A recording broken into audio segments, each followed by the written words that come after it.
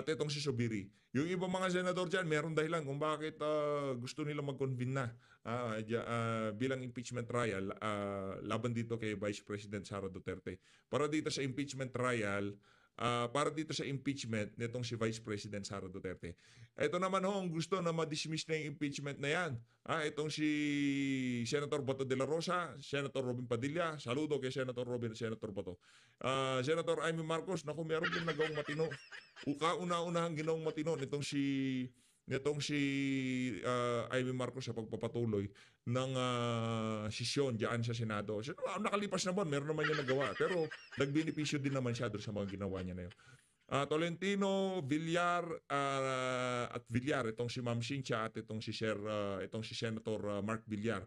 Itong si Tolentino, hindi natin malaman, kahit ano pa naman maging boto mo, markado ka na sa amin. Gusto mo i-dismiss, ituloy, wala naman kayong pakialam Ganun lang naman ho kasimple yan. Ibuhos nyo na lahat ng kakayahan nyo, galing nyo, ilabas nyo na lahat yan. Ika nga, wala naman daw tayong problema dyan. Ano nyo na, kung gusto nyo mag-convene, gusto nyo i-dismiss. Sa pagpasok ng mga bagong senador namin, yung dismiss na yan, baka ano pa yan, ika nga. Itong Senator Christopher Bongo, napanood natin yung mga, yung mga interview niya, magdi-decision daw sila base sa ebidensya. Pero itong mga nasa dismiss na to, sila yung mga sigurado natin na hindi i-convict itong si VP Sara. I-acquit huyang si VP Sara. Base dito sa ating nakikita na to, itong si Ma'am Cynthia Villar, aalis yan, papalitan huyan ni Ma'am Camille. Nitong si Camille Villar. Itong si Tolentino, hindi natin alam kung ano magiging boto niyan pagka nagkalatagan na, nag-umpisa na yung impeachment trial na yan. Hindi lang uta. At itong mga na gusto mag-convene na to, hindi natin alam kung ano iniisip nila. O yung pag-iisip ba nila, kagaya nitong kay VP Sara na, sige, magkukonvene tayo. VP Sara, bibigyan ka namin ng entablado para wasakin mo yung bangag na yan, di ba? Ganun lang naman yan. Hindi natin alam, lalo na itong si Estrada, si Cayetano, yan si Zubiri, yan si Ejercito. Bigyan natin ng entablado itong si VP para wasakin niya itong ano na to. Kasi umaayaw na Senado umaayaw na ang Malacanang, umaayaw na House of Representatives. Ngayon, bibigay natin ang spotlight dito kay VP Sara, talagang magwala ka sa Senado. Ibibigay namin sa ito yung pambabarag nila sa iyo, pandudurog nila sa iyo, pambabalagbag nila sa iyo sa mga nakalipas na 3 taon, bawian mo sila. Kumbaga binibigyan nila ng binibigay nila yung spotlight dito kay VP Sara. Pwedeng ganon ang dahilan, pero kung tayo tatanungin, dahil napakarami nga naman ho nating issue ngayong mga panahon na to, GAA, flood control, PhilHealth, kulang-kulang na BICAM, korupsyon, droga, kriminalidad. Napakarami ho natin problema.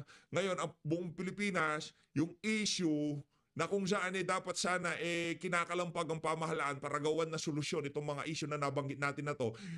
Lahat ng mainstream media at social media, tayo naman pinapasadahan natin nakatutok ho dito sa impeachment na to. Nadadivert ang atensyon ng ating mga kababayan doon sa mga issue na kung saan pagka nangalampag sila, magbebenepisyo sila. Ngayon, dito sa issue nito, ni isang Pilipino, wala akong magbebenepisyo. Kung matanggal si BP, kung ma-retain niya posisyon, wala akong magbebenepisyo. Wala akong ni katiting na bigas sa mesa ng kahit isang Pilipino hindi madadagdagan dyan sa impeachment trial na yan laban dito kay BP. Sino yung mga nasa no comment? No comment yet.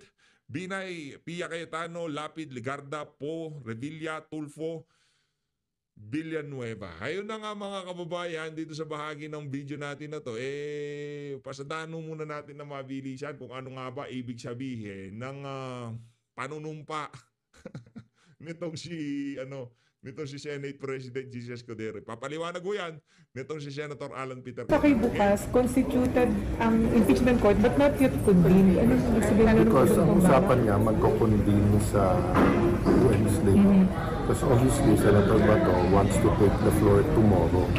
So ayaw naman niya na bad faith na pumayag siyang mag-convene tomorrow. Tapos may sasabihin siya bago mag-convene. Si Senator Coco naman and Senator Risa, syempre, the faster the better. So constitute meaning nabuo na. Convene means nag-umpisa na yung what's the right word for convene, di ba? Kumbaga sa korte, constitute meaning existing na yung court. But convene meaning nag-umpisa ka na. Pero itong panunumpa ni Teka lang nga, bawian natin na mabilisan. Fake news daw ho yung sinasabi na itong si Senator Christopher Bongo expressed to convene the impeachment court for Vice President Sara Duterte. Hindi daw ho totoo yun. Base dito kay Sir Tio Moreno. Sir Tio Moreno! Nakananto ko talagang mabilis pa sa alas 4. Sinasabi ko sa inyo eh. Huwag kayong basta-basta magpapaniwala. Nakita ko yung kay Ma'am Joey eh. Nakita ko kay Ma'am Joey. Tingnan ko kung tinanggal ba to ni Ma'am Joey. Okay, tinanggal ni Ma'am Joey yung post. Okay, ibig sabihin, wala ho talaga. Hindi ho totoo yung ano na yon, yung binasa natin kanina. At least, mabilis tayo, di ba? Sa iisang video, ilinabas natin, dito rin sa video na to, ikinorek natin. Hindi, binabasa ko kasi natin. Ito, di ba yung kanina nakita nyo kay Ma'am Joey? Wala lang yung pangalan. Pero kay Ma'am Joey ho yun nakita natin. Ngayon, ito naman ho, kay kay Tio Moreno to. Nandito kasi sa Gedli yung pangalan. Ayun ho. Ayan yung pangalan ho. Nandun ho. Nandun yung pangalan nila. Yung una kanina, kay Ma'am Joey ko nakita. Yan kay Sir Tio Moreno. Senator Bongo Express to convene impeachment court for VP Sara. Fake news. Hindi ko totoo yun. Gang, tuloy ko tayo. As presiding officer, guarantee na talagang magkukonvene kayo as impeachment court on Wednesday. Well, even naman kung wala. But sabi nga ni SB kanina sa likod, symbolic. Sabi naman nung ibang mga this is more than symbolic. Diba? So, but expect more debates on many other issues tomorrow and Wednesday. Pero walang nag-object na magkukonvene kayo as impeachment court. Wala naman. So ang question kasi nga, 'di ba, dahil last day sa Wednesday, baka hindi mapag-usapan lahat ng issue na dapat pag-usapan before mag-convene. Kasi wala namang problema ang pag-usapan lahat ng issues once nag-convene. Ang problema lang yung June 30. Diba? Pag hindi mo natapos doon. But remember, once nag-convene, may mga filings yan. Diba? May summons, yung sagot and everything. So that will take time. So, in one sense, may one giant step today. But in another sense, expect many more questions and debates tomorrow and Wednesday. So pag nag-convene na kayo sa impeachment court, doon isa-settle kung kayo yung magsasettle kung pwedeng tumawid o hindi. Kasi sa dulo nung sa Wednesday. Yes and no eh. Kasi nga, halimbawa, no, sinettle namin one way or the other, pwede o hindi. Hindi mo naman pwedeng pangunahan yung 20th Congress eh. So pag sinabi namin hindi pwedeng tumawid, sinabi ng 20th pwede. Siyempre, masusunod yung 20th. So mangyayari nun, isususpend nyo lang yung impeachment court on Wednesday. I don't want to make fearless forecast kasi hindi ko na mangyayari. But I can tell you what cannot be done. Diba, the 19th Congress cannot bind the 20th Congress.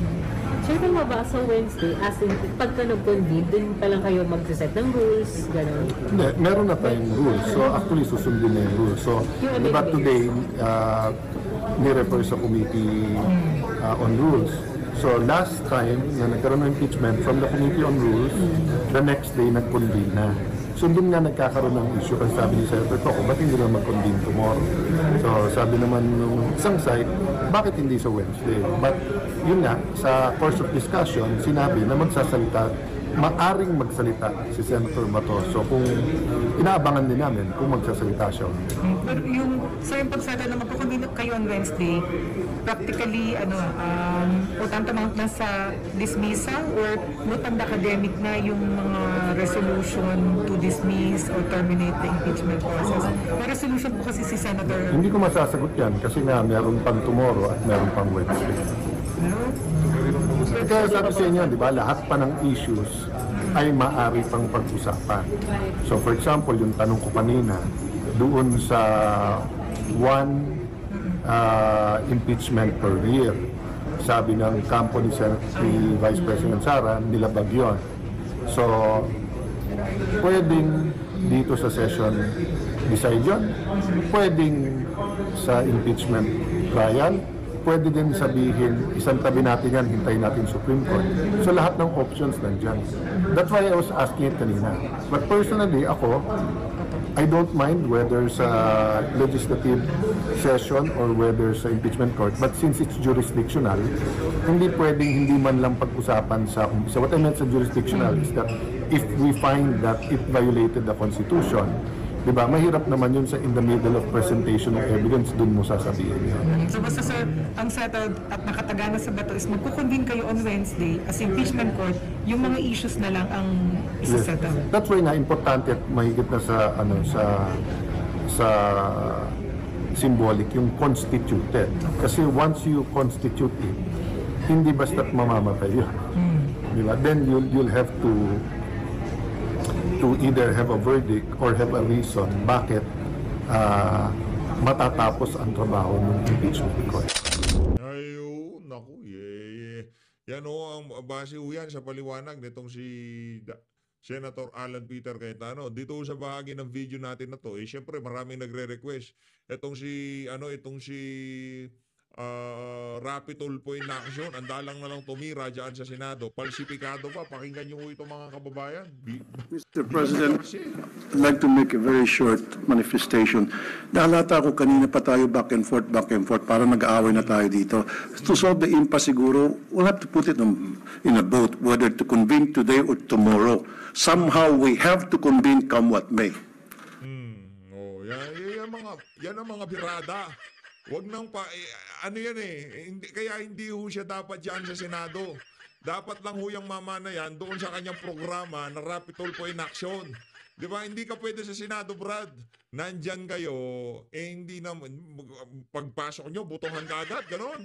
Hindi, pakinggan ho muna natin yung magkabilang panig, yung magkabilang argumento, kahit na mag-away pa yan, magkasagutan pa yan, wala hong problema dyan. Nandyan ho kayo para magdebate, pagdebatihan kung nasa tama ba o hindi nasa tama yung mga gagawin yung desisyon.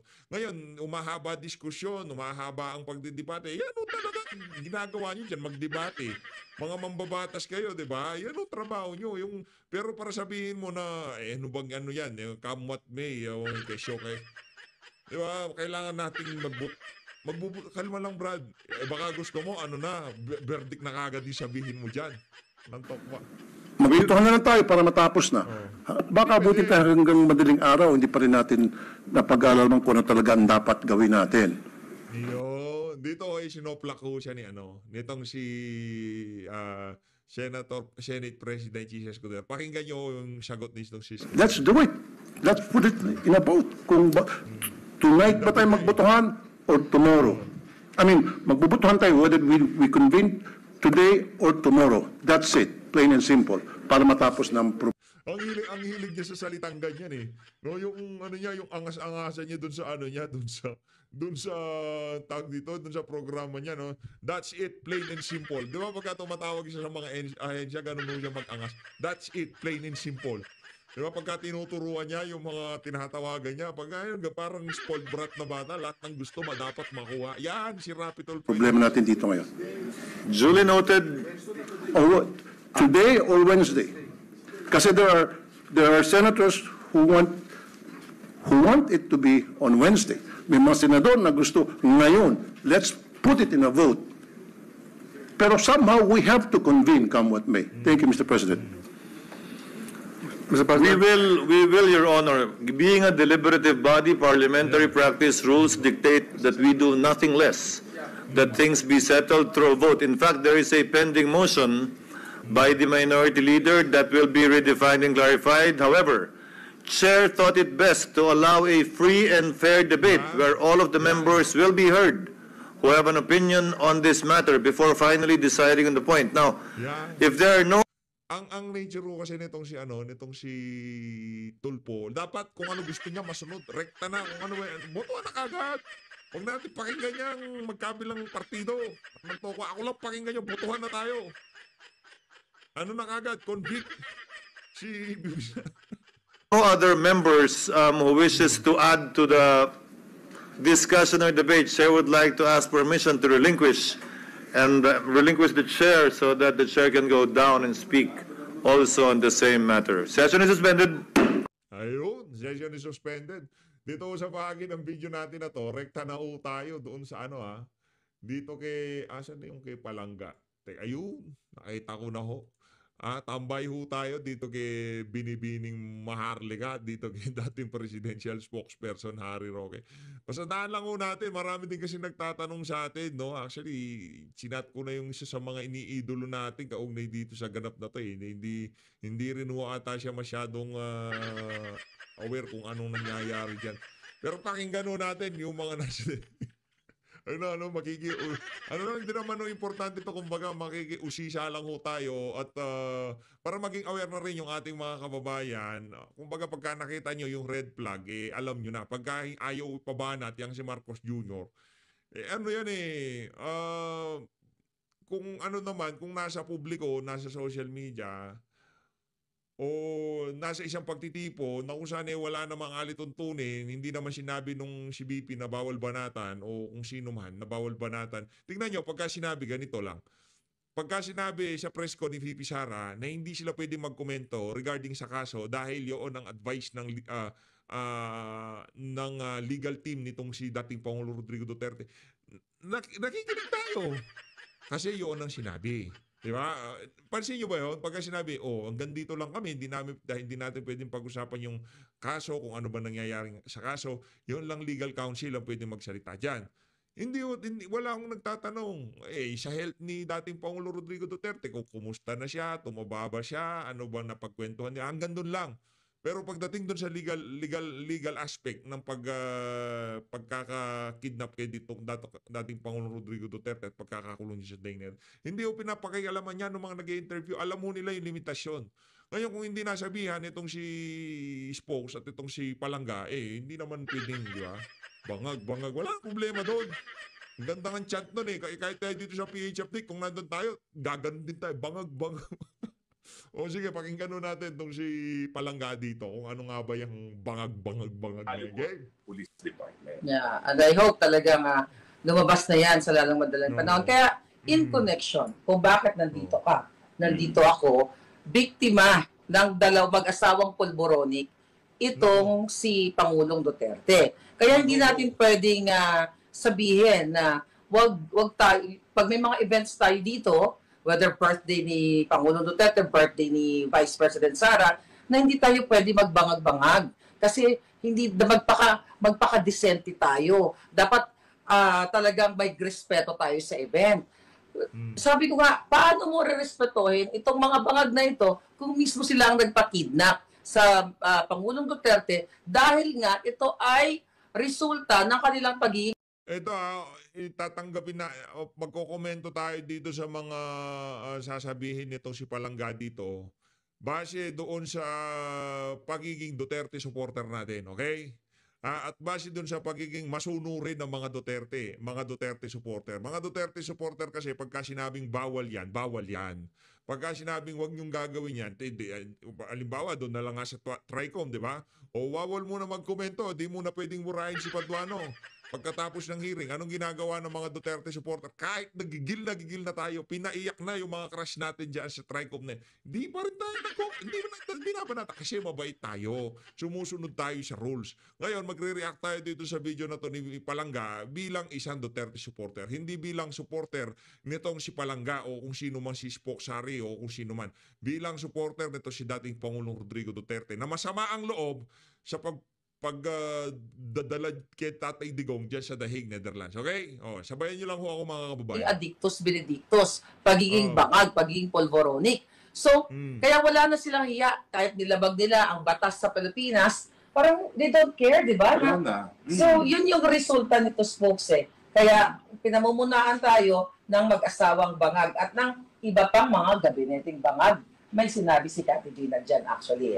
And by her own admission, sabi ni Lisa Araneta Marcos, talagang naging bad shot na si VP Sara. Yes. Tapos na nakitang nagtatatawa doon nga sa Maisog Rally kung saan pinangalanan sa kauna-unahang pagkakataon ni Tatay Digong kung sino yung kandidato para sa presidente na naging presidente na nga na di umano ay gumagamit ng droga habang nasa syudad ng Davao. No? At sabi talaga niya, yan ang dahilan kung bakit bad shot Bad shot na siya sa akin. VP Sara, no? At dahilan nga, matapos itong pangyayaring ito, na nagsampa na ng impeachment complaint laban kay Sara, no? So malinaw na importante na ilabas natin yung bangag-bangag. Correct. Kasi ito yung pinagmulan ng gulo sa panig ng Duterte at ng Marcos. At kung ikaw ay tunay na naninindigan para sa mga Duterte, unang-una, dapat wakwakan ng mga Marcos kasi in the first place, ang pinagmula ng lahat ay pagiging bangag nila. Bakit sila magagalit na tatawagin silang bangag? Kung totoo naman. Correct. Correct. Ay, nakakatawa dyan. Walang problema dyan, ha, dyan sa bangag-bangag chat na yan. As long na, in the first place, pagkat bangag, marami naman pwedeng kabangagan. Bangag sa alak, bangag sa pulburon, bangag sa kung ano-anong bagay, bangag sa kakalaro ng online games. Marami yung pwedeng kabangagan. Ngayon, pagka bumanat kayo ng bangag at merong nasaktan at sinasabi na binabanatan nyo si Marcos Jr., naku, yari kayo dyan. Ano na yan, kumbaga, medyo mag-isip-isip na ho kayo, no? Kasi, ano na yan, red flag na yan, ika nga. Yung away nila, sa kanila yan. Kung ano man nangyayari dyan sa daig, di tayo nakikisali dyan. Kumbaga, nandito lang tayo, magiging osisero lang tayo. Folks, marami kasing nabubudol yung mga mambubudol. Akala natin, nabudol na tayo, hindi na tayo magpapabudol muli. So ngayon, may mga nakakapasok sa hanay natin na akala natin para kay PRRD. Pero nasasaktan sila kapag sinasabi nating bangag o adik o magnanakaw ang pamilyang ang pamilyang Marcos. Lahat sila. So ang tanong dito, mga kababayan, ito bang mga taong ito, imagine na sasaktan sila sa bangag, sa magnanakaw. Sa issue ng mga Marcos. At hindi dapat natin binabanggit ito kapag nandoon si Amy Marcos. So, ano to? Saan sila sumusuporta? Kay PRD o sa mga bangag? Or talagang produkto sila ng kultura ng Marcos dahil naniniwala sila doon sa pagiging immeldific. Only the beautiful must be said. Lalong-lalo na akong birthday. Ay kulang na lang gusto ata tayong paawitin ng may bagong lakas mga asar nito. Ang lakas mga asar. Diba? Pinatigil kayo dun sa bangag-bangag. Kulang na lang daw. Parang gusto silang paawitin na may bagong yung soundtrack nito si Bangag noong panahon ng kampanya. Ano yun eh? Kung di kayo nag-set ng malinaw na rules para doon sa mga nag-organisa at pinapagsalita yan si Palangga, Binibining Maharlika at si Harry Roque doon sa entablado. Kung di nyo sila binigyan ng rules na wag nyo sasabihin yan kasi bawal yan. Baka mayari tayo sa mga security guard, di ba? May nakikinig sa atin dyan. Binigyan tayo ng permit, bawal sabihin yan. Ngayon sinabi pa rin nila, may problema sila. Pero ang naririnig lang natin, sagutan sa magkabilang panig. Ano ito? Hindi big deal to. Kung gusto nyo na matulog na kayo. Wala akong kwento. Ano ito? Kumbaga, meron lang mga idong nasaktan. Yung tipong ayaw masapawan, di ba? Ganyan lang naman ho yan mga kababayan. Mga igong nasaktan, ayaw masapawan. Pag nasasapawan, nagagalit. Masunurin naman ho ito nung yung event na yan, kung di tayo nagkakamali, nagsalita din dyan si Senator Marcoleta, si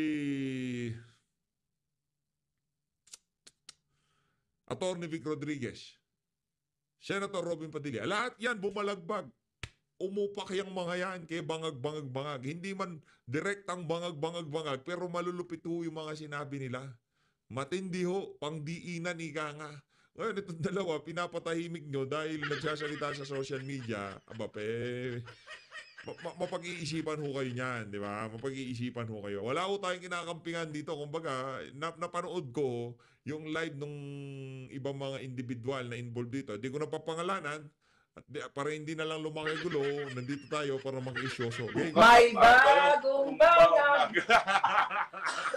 Oy, ayan. May bagong bangag! Kaya gagawa Kasabayan ng mga moves na bangag. No, kasi ang dami kasi nagme-message sa akin na talagang galit na galit sila, na yan follow daw nila yung mga taong pinoprotektahan yung mga Marcos.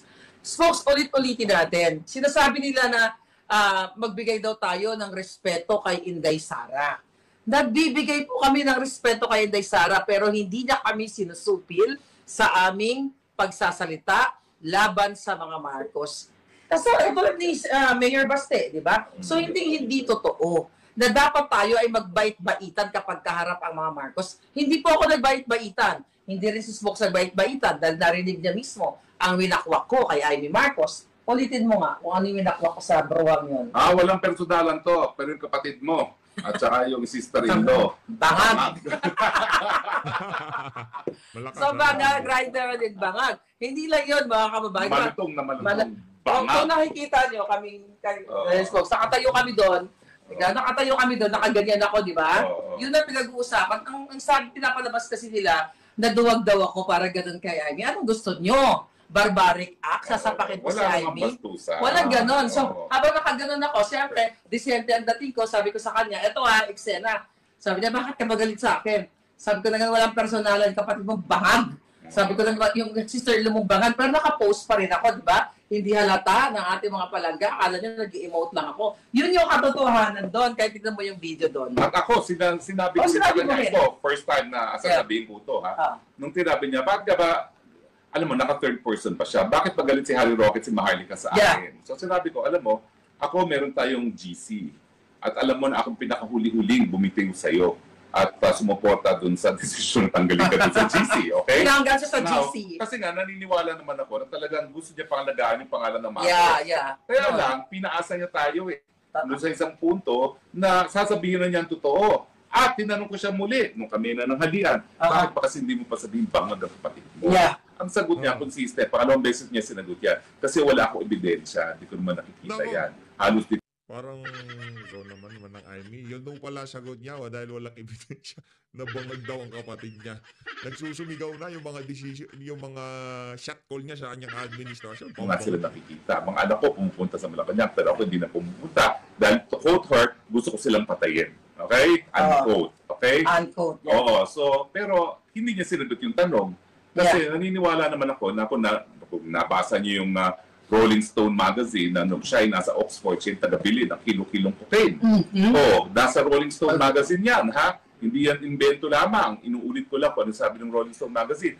Siguro, alam naman niya na may problema. At kung doon pa lang, kolehiyo pa lang, meron ng problema, alam niya na may attempts din na para pumasok sa rehab. Although that's covered by privacy. Alam ko yun, we respect that. Pero at least alam niya kung bangag o hindi ang kapatid niya. And yung issue naman ng pagiging pagag, hindi ito petty, as you say, no? Yeah. Kung hindi, ito ay isang impormasyon na sakop nung sinasabi ng saligang batas na may karapatan ng taong bayan na malaman. Kasi ito'y nakakaapekto sa buhay ng ordinaryong Pilipino. Kung bangag ka, talagang kakaladkarin mo yung bansa natin sa gera na wala naman tayong kinalaman. Kung bangag ka, wala kang solusyon sa problema ng kagutuman. Wala kang solusyon kapag merong mga abiryang dumaan sa Pilipinas. Kaya naman nung sinabi niya, matapos yung isang malaking bagyo na dumaan sa Pilipinas, anong gagawin natin? Yan ang resulta kasi pag wala ka sa tamang pag-iisip. So yan ay merong karapatan ang taong bayan na malaman, bangag ka nga ba? At syempre, kung talagang gusto niyang pasinungalingan, yung ayaw niyang gawin, hair follicle test. Yes. At bakit? Kasi yan ang talaga will put an end to everything. Si Vic Rodriguez sa kanyang libro, sinabi niya na yung pamamaraan niya para patayin nga yung issue na siya yung sinasabi ni Presidente Marcos na na gumagamit ng droga, no? Dahil yung time na yon, sabi ni Presidente Duterte, kandidato para presidente. O anong sabi ni Vic Rodriguez sa libro niya? Pinakuha niya ng urine test na nag-negative at dinala pa yung tao ng symptoms. Ang problema sa urine test kasi, madali mawala yung trace ng droga sa ihi. Kaya kinakailangan hair follicle test. Pero ang punto ko lang, kung talagang gusto na niya manahimik itong issue ng bangag ka ba, mag-hair follicle test kasi that will put an end to the controversy kung negative ang resulta. No, and aside from that, kung I don't know kung napanood mo, during the Senate hearing, yung urine test na yan,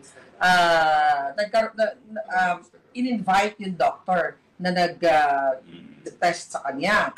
Nagkaroon ng doon ng kahina-hinalang mga sagot. Kaya nga mayroong lapses doon sa timeline. But anyway, we will not discuss that. Ang dami na nating discussion about it. Gusto ko lang balikan yung Amy Marcos, yung lola mo.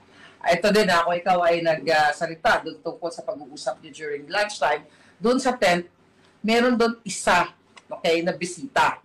Gusto ko lang linawin, hindi si Atty. Vic Rodriguez yon. Pero eto yung sinabi sa akin, matutuwa kayo dito, dahil nakaupo kami ganyan, with poise kami lahat. Dahil nandyan si Vice President, ano doon ka rin. Pero katabi ko tong personalidad na ito, ang sabi sa akin, Maharlika, bakit nandito yung inutil na yan? Referring to mangga. So, ganun po yun. So, hindi lang kami. So, civil lang yung mga taong to. Ang mga kadyutahan kasi nila, gusto nila, matapang daw ako, sapakin ko si Amy. Hindi ako barbaric katulad ninyo. Pero meron doon talagang personality na love ko din. Nakaupo siya ng bongga-bongga. Ganito yung upo namin. Siyempre, emote kami ganyan. Dahil nandun si Inday, chika-chika, ganyan-ganyan. Maharlika, bakit nandito yung inutil na yan? Ito ba si... Sama. Tabi mo yun eh. Oh my God. Pero alam niyo ang punto. Iba yung pagiging civil. Iba yung magkakaroon ka ng paninindigan. Yeah. Ako walang personal kay Amy Marcos. Tuwan-tuwa ako sa kanya kasi babaeng bakla, nakakaaliw. Sinabi ko rin sa'yo yan. Oo, tuwan-tuwa ako sa kanya. Pero, Babaeng bakla. Kawawa naman asawa nitong si Amy, no? Babaeng bakla.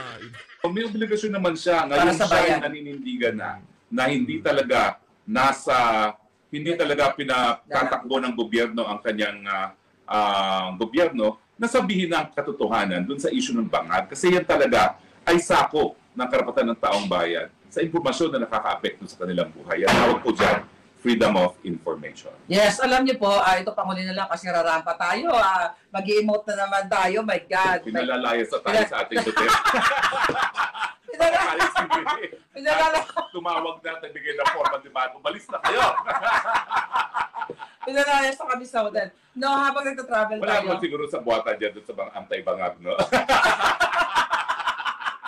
Wala naman siguro sa buwata. Baka naman. Masyado na yun. Hindi naman inalam kung nasaan tayo. Okay. Well, kalokohan, ano lang. Anyway, mga kababayan, habang nag-travel kami these folks, totoo, wala akong personal na galit kay Amy Marcos. Kinuwento ko sa'yo kung paano niya ako tratuin. Maging tayo naman, dito na una tatapusin ng ating reaction video. Wala naman tayo tayong personal na galit kung kanino man, no? Kay Amy, kay Marcos Jr. Wala naman tayong personal na galit dyan sa mga yan. Ano lang, kumbaga, national na galit ang mas matindi, no? Hindi, no? Kung galingan nila trabaho nila, makakarinig ho sila ng masigabong palakpakan sa PH Update. Yan. Makakarinig ho sila. Halimbawa, ngayong mga panahon na to, biglang pinauwi si Tatay Digong. Papalakpakan natin sila. Kunyari, ngayong mga panahon na to, binalik nila yung kinuha nilang pera sa Pilel. Papalakpakan natin sila. Kahit na in the first place, dapat din nila ginawa yun. O tinanggal yung si Torre bilang